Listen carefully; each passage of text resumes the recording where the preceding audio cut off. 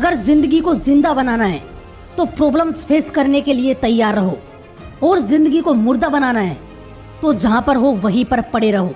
मैंने सुना है कि एक बगीचे में एक छोटा सा फूल था, एक घास का फूल, जो एक दीवार की ओट में दबा हुआ जीता था।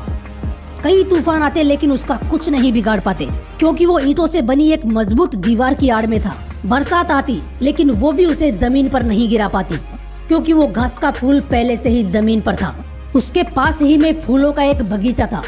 एक दिन उस घास के फूल ने भगवान से प्रार्थना की कि कब तक मैं घास का फूल बना रहूंगा। अगर आपकी थोड़ी सी भी कृपा मुझ पर है तो मुझे गुलाब का फूल बना दो। भगवान ने उसे बहुत समझाया कि तू रहने दे, तू इस झंझट में मत पड़। गुलाब के फूल की तो बड़ी तकलीफें हैं। जब तूफान आते हैं तो गुलाब की जड़ें भी उखड़ी उखड़ी हो जाती हैं, लेकिन तू तो मस्त रहता है। जब गुलाब का फूल खिलता है तो वो ठीक से खिल भी नहीं पाता कि कोई ना कोई उसे तोड़ लेता है, लेकिन तू तो सुरक्षित रहता है। और जब बरसात आती है तो गुलाब की पंखुड़ियां बिखर कर जमीन पर गिर जाती हैं। इसलिए तू इस झंझट में मत पड़, तू बहुत सुरक्षित है। उस घास के फूल ने कहा कि मैं बहुत दिन सुरक्षा में रह लिया, अब मुझे झंझट झेलने का मन करता है, मुझे चुनौतियों का सामना करना है।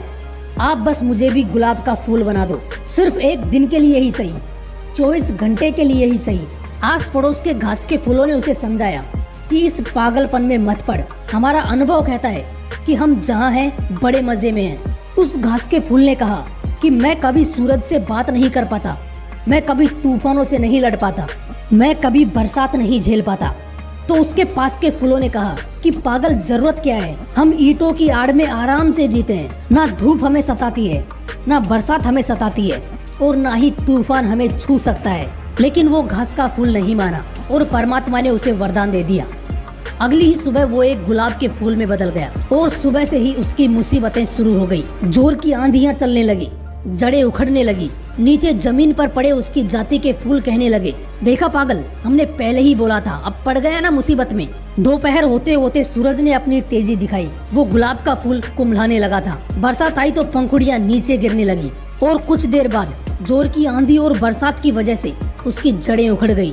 वो गुलाब का पौधा जमीन पर गिर पड़ा। जब वो जमीन पर गिरा तो वो अपनी जाति के घास के फूलों के करीब था। उन फूलों ने कहा कि पागल, हमने पहले ही कहा था, तुमने बेकार में ही अपनी जिंदगी गंवाई है, बेकार में ही मुसीबतें पाल ली। हमारी पुरानी सुविधा थी, माना कि पुरानी मुश्किलें थी, लेकिन सब आदि था, परिचित था, साथ साथ जीते थे, सब ठीक थे।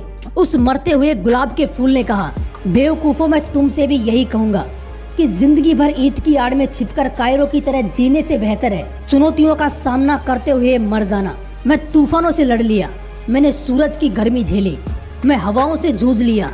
मैं ऐसे ही नहीं मर रहा हूँ, मैं जिंदगी को जीकर मर रहा हूँ, और तुम मरे हुए जिंदगी जी रहे हो। दोस्तों, ये कहानी भले ही काल्पनिक है, लेकिन ये बात सच है कि अगर जिंदगी को जिंदा बनाना है तो चुनौतियों का सामना करना ही पड़ेगा।